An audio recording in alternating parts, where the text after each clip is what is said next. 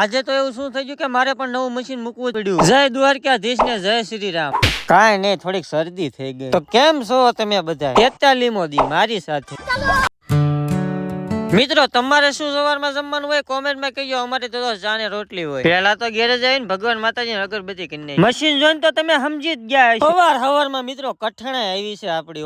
એક બાજુ મશીન ખોલી નાખ્યું ને એક બાજુ આપડી માં ઈકો ધોવા આવી ગયો. શું કરું મને નથી ખબર. હવે ઘડીક વારમાં કહી દીધી ને ગાડીઓની લાઈન જવો, અને આ ટાટા વાળાની ગાડી હાંકી લીધી. મશીન હરખું નતું હાલતું ને તો મેં કીધું નવો રસો નાખ, નવો બ્રશ લઈ આવું છું. જેને ગાડીના ટાયર કળા કરવા હોય આવી જજો. લે હાલે હારવાર સંપલાય ડગો દઈ દીધો. શું કરવું હવે? પણ એનીથિંગ નો પ્રોબ્લેમ, આપણને એનો પણ સોલ્યુશન આવે છે જુગાડ કરવાનો. લ્યો થઈ ગયું ને રેડી. અને આ રહ્યો ટાટા નેક્સોન નો ફાઇનલ લુક.